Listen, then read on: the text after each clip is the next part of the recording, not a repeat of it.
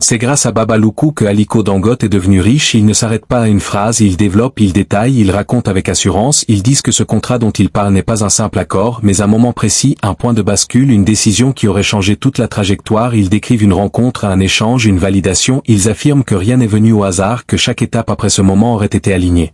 Les investissements, les expansions, les décisions stratégiques, ils regardent Dangote Group et ils disent que cet empire n'est pas seulement le fruit du travail mais le résultat d'un accord invisible selon eux. Ils insistent sur la vitesse de croissance, ils parlent de domination dans plusieurs secteurs, ils accumulent les exemples, le ciment, le sucre, les industries, les milliards, et ils posent toujours la même idée, ce niveau demande un prix, ce niveau demande une décision. Et dans leur discours Baba Loukou devient ce point central, ce lien entre l'homme et sa réussite. Ils répètent que ceux qui ne voient pas refusent simplement d'accepter cette réalité. Ils parlent de regard fermé, de refus de comprendre, de limitation dans la perception. Ils opposent deux groupes, ceux qui voient et ceux qui refusent de voir, et cette division renforce leurs convictions, elle donne encore plus de force à leurs paroles, et en face les autres ne reculent pas, ils parlent avec la même fermeté. Ils disent que tout est visible, les débuts de Dangote, son environnement familial, son entrée dans le commerce, son évolution progressive. Il parle de stratégie, de réseau, de décisions calculées. Il rappelle que la richesse ne vient pas en un jour. Il détaille les étapes. Il parle d'années de travail, d'expansion lente mais constante. Il refuse de laisser place à une explication basée sur un contrat invisible. Ils disent que ce type de discours simplifie trop la réalité, qu'il enlève la complexité du monde des affaires et la tension monte. Les deux côtés parlent avec certitude, personne ne doute de sa position. Les partisans du contrat répètent encore, ils parlent de signes, de moments clés, de changements visibles. Ils disent que tout est cohérent dans leur lecture, que tout s'aligne, que rien n'est laissé au hasard. Les autres répondent que cette cohérence est construite après coup, qu'elle vient de l'interprétation et non des faits, et cette opposition ne s'arrête pas, elle se renforce à chaque argument, à chaque exemple, à chaque tentative de convaincre. Et au milieu de tout ça, Baba Loukou reste un nom puissant, un symbole dans le débat, présent dans chaque phrase des uns, contesté dans chaque réponse des autres, et Aliko Dangote reste le centre absolu. Son nom revient sans arrêt, sa réussite est observée, analysée, interprétée, utilisée comme preuve ou comme contre-exemple selon le camp. Aucune preuve décisive n'apparaît, aucune conclusion ne s'impose, mais le débat continue. Les voix ne s'éteignent pas, les positions ne changent pas. Et la rumeur reste vivante, portée par ceux qui y croient, contestée par ceux qui la refusent et maintenue par cette tension constante entre conviction et analyse. Après ce que certains appellent le contrat, les regards se tournent vers les résultats visibles. Ils pointent directement la montée en puissance de Aliko Dangote. Ils parlent d'un changement de dimension, plus de petits mouvements, plus de progression lente, mais des décisions lourdes, des investissements massifs. Ils citent Dangote Group comme une structure qui ne se contente plus de suivre le marché mais qui commence à le dominer. Ils évoquent des usines qui s'installent, des secteurs verrouillés, des concurrents dépassés. Ils parlent d'un contrôle progressif mais constant. Ils insistent sur la capacité à rester solide même quand l'environnement devient difficile. Ils décrivent une résistance aux crises et une stabilité que peu d'acteurs arrivent à maintenir. Ils observent les moments où d'autres chutent et ils comparent. Ils disent que lui reste, qu'il avance, qu'il ne disparaît pas. Ils évoquent des décisions prises au bon moment, des directions choisies sans blocage prolongé. Ils parlent d'opportunités saisies rapidement, comme si le timing jouait toujours en sa faveur. Ils décrivent une continuité dans la croissance, pas de rupture totale, pas d'arrêt complet. Et dans leur lecture tout cela forme une ligne cohérente, une progression sans cassure majeure et ils rattachent cette continuité à Baba Loukou. Ils parlent d'un effet qui ne s'arrête pas après un moment précis mais qui se prolonge dans le temps. Ils insistent sur l'idée d'un maintien, une stabilité prolongée et en face les autres décortiquent les mêmes éléments autrement. Ils parlent de stratégie industrielle, ils expliquent la logique des investissements, la maîtrise des chaînes de production, la capacité à réduire les coûts. Ils parlent de décisions réfléchies sur plusieurs années. Ils analysent la construction progressive de cette puissance économique. Ils refusent d'y voir autre chose qu'un travail structuré, mais malgré ces explications les interprétations restent opposées, les mêmes faits, les mêmes résultats, deux lectures différentes, aucune preuve qui tranche. Baba Loukou reste une explication pour certains, contestée par d'autres, et Aliko Dangote reste le point central autour duquel tout tourne. Les regards quittent un instant les chiffres et se fixent sur les décisions. Ils observent comment Aliko Dangote entre dans de nouveaux secteurs. Ils parlent d'initiatives lourdes, raffinerie, énergie, infrastructure. Ils décrivent des projets que peu osent lancer. Ils insistent sur la capacité à mobiliser des ressources énormes sans blocage prolongé. Ils parlent de financements trouvés, de partenaires alignés, de chantiers qui avancent malgré les obstacles. Ils évoquent des délais serrés, des ajustements rapides, une gestion qui absorbe les retards sans s'effondrer. Ils citent Dangote Group comme une structure capable de coordonner plusieurs fronts en même temps. Ils décrivent des équipes déployées, des chaînes logistiques mises en place, des importations contrôlées, des coûts optimisés. Ils regardent les marchés et parlent d'une présence qui s'impose, prise influencée, volume maîtrisé, position consolidée. Ils évoquent des accords qui aboutissent, des négociations qui ne traînent pas, des autorisations obtenues, des obstacles administratifs franchis. Ils parlent d'un rythme qui ne ralentit pas. Ils décrivent une continuité dans l'exécution, projets lancés, Projets terminés, projets étendus, ils observent la réaction. Baba Luku est présenté comme une figure centrale dans les paroles de ceux qui y croient. Ils parlent d'un marabout, féticheur, guide. Ils décrivent un homme qui ne se montre pas partout, une présence rare. Ils insistent sur la discrétion, pas d'apparition inutile, pas de paroles gratuites. Ils disent que son rôle ne se limite pas à donner des conseils mais à orienter des décisions, à intervenir à des moments précis. Ils parlent d'un fonctionnement basé sur le choix des personnes, accès limité, contact contrôlés, ils évoquent des rendez-vous filtrés, des étapes à respecter, une progression dans l'accès, ils décrivent un système où rien n'est immédiat, chaque demande passe par un processus, ils parlent de rituels, préparation, attente, validation, ils insistent sur le fait que tout ne dépend pas seulement de l'argent mais de l'engagement, de la discipline, de la capacité à suivre des instructions, ils décrivent un rôle qui va au-delà de la simple consultation. Une influence qui s'inscrit dans la durée. Accompagnement selon leur lecture, ils parlent de décisions prises sous orientation, de moments clés où l'intervention est déterminante, ils évoquent une organisation, un entourage, des intermédiaires, une structure qui protège l'accès, ils décrivent une hiérarchie, des niveaux, des personnes autorisées à approcher, ils parlent d'un contrôle de l'information, peu de détails qui sortent, beaucoup de silence, et ce silence alimente encore plus les interprétations.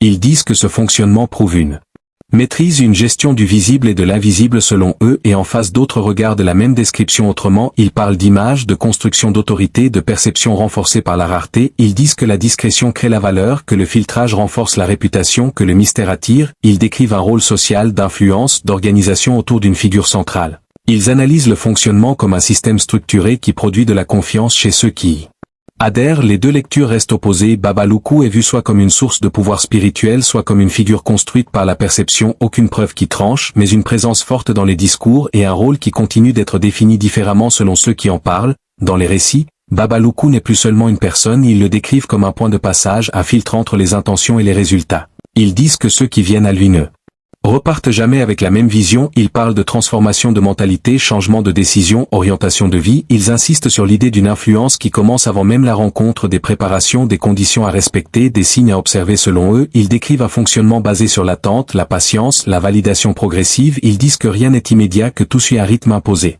Et ce rythme devient une preuve de sérieux pour certains. Ils évoque des personnes qui auraient changé de trajectoire après avoir été en contact avec lui, réorientation financière, choix professionnel modifié, décision familiale revue, et dans leur discours chaque changement est attribué à cette influence centrale. Ils parlent aussi du silence autour de Baba Luku, peu d'informations publiques, peu de détails officiels, ce silence devient pour eux une preuve supplémentaire de puissance. Ils disent que ce qui est fort n'a pas besoin d'être exposé, et plus il y a de discrétion, plus ils y voient du contrôle, et en parallèle d'autres personnes observent la même réalité avec une lecture différente. Ils parlent de psychologie, effet d'autorité, impact de la croyance. Ils disent que quand une personne est entourée de mystères, les gens projettent leurs attentes dessus. Ils expliquent que les changements observés peuvent venir de décisions personnelles déjà en cours, renforcées par la confiance ou la suggestion. Ils décrivent un phénomène humain d'interprétation et d'influence sociale, et malgré ces explications rationnelles, les deux visions continuent de coexister sans se rejoindre. Baba Luku reste au centre des récits, tantôt perçu comme acteur central, tantôt comme figure interprétée, et son rôle reste défini différemment selon ceux qui racontent. Les récits autour de Baba Luku deviennent plus fermes, les gens ne parlent plus seulement de son rôle, ils parlent de son impact supposé dans les décisions lourdes. Ils disent que certaines personnes importantes viendraient consulter avant de bouger, avant d'investir, avant de changer de direction. Ils décrivent des moments de silence, des périodes d'attente, comme si chaque action devait être validée selon leur version. Ils insistent sur la notion de validation, un feu vert invisible qui déciderait du moment d'agir. Ils parlent de choix qui semblent tarder puis se débloquent soudainement, et pour eux ce schéma n'est pas un hasard. Ils disent que ce fonctionnement crée une discipline chez ceux qui le suivent, attendre, observer, agir au bon moment, et ils associent cette logique à une forme de contrôle de trajectoire. Ils évoquent aussi la réputation qui grandit sans communication directe, les gens parlent de lui sans qu'il parle beaucoup, les histoires circulent, les témoignages se répètent, les versions changent mais le nom reste stable, et cette stabilité nourrit encore plus l'idée d'un rôle particulier, et en face d'autres continuent d'analyser froidement. Ils parlent d'effet de réseau, effet de réputation, effet de répétition sociale. Ils disent que plus un nom circule, plus il devient un flux. Ils expliquent que les décisions humaines sont souvent influencées par la confiance, la pression sociale, les attentes, et que ces éléments peuvent produire des résultats visibles sans qu'il y ait besoin d'une intervention extérieure. Les deux lectures se croisent sans se neutraliser. Baba Luku reste au centre des récits, entre influence perçue et analyse rationnelle, et son rôle continue d'être défini différemment selon ceux qui en parlent. Le débat explose, les mots deviennent plus durs, les voix montent sans retenue. Ceux qui croient à Baba Luku parlent avec certitude, ils disent que tout est trop visible pour être ignoré, ils accusent les autres de fermer les yeux volontairement, ils parlent de signes, ils parlent de résultats, ils parlent de trajectoires qui ne ressemblent pas au hasard, et ils insistent en répétant les mêmes exemples encore et encore. Face à eux, ceux qui refusent répondent immédiatement. Ils coupent court.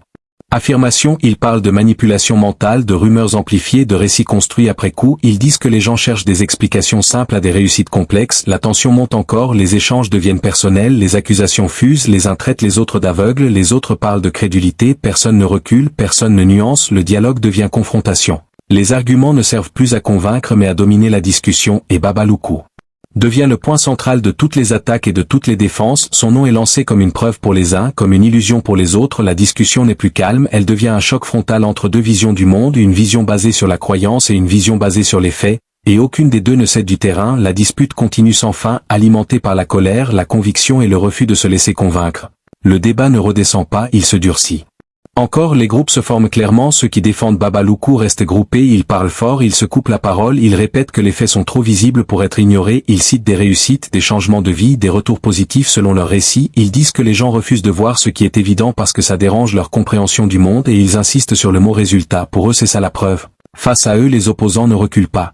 Ils deviennent encore plus tranchants, ils parlent de coïncidences, de biais de perception, de rumeurs amplifiées par la répétition, ils disent que plus un nom circule plus il semble important même sans preuve concrète, ils accusent les autres de transformer des histoires en vérité, les échanges deviennent agressifs, les mots ne cherchent plus à expliquer mais à écraser l'autre point de vue. Quelqu'un dans le groupe des croyants crie que personne ne peut expliquer autant de réussite sans intervention.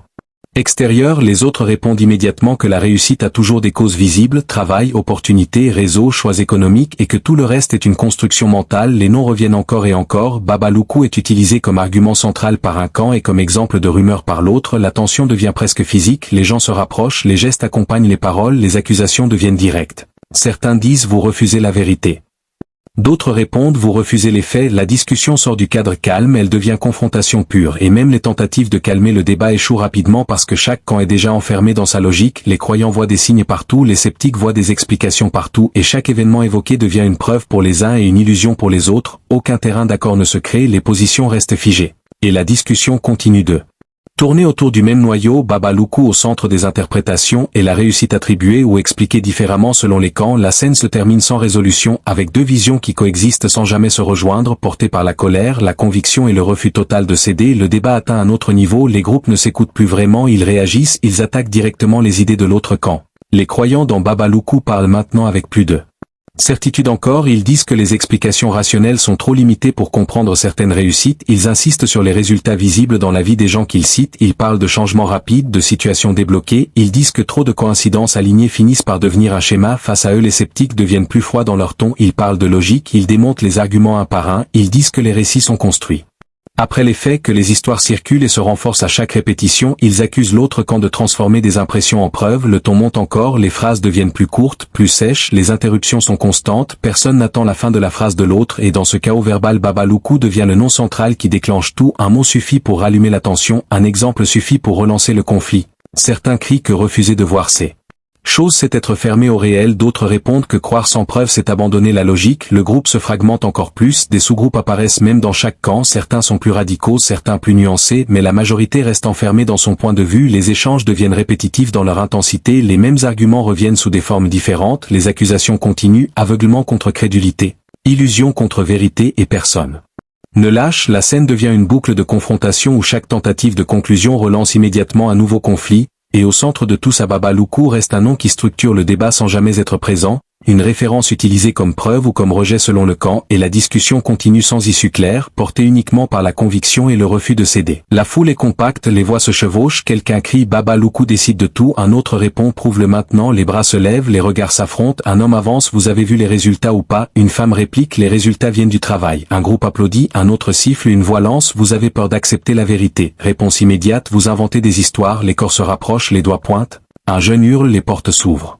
Toujours pour lui, un autre coupe, les portes s'ouvrent pour ceux qui savent frapper, des rires nerveux éclatent, une main tape sur la table, regardez les faits, une autre frappe, regardez les signes, le nom Baba Loukou fuse de tous les côtés comme une étincelle qui rallume chaque phrase, un homme s'avance explique ça alors, un autre s'approche explique-toi d'abord, les épaules se touchent, les tensions montent, une chaise glisse, quelqu'un retient un autre, les voix deviennent des cris, ouvrez-les.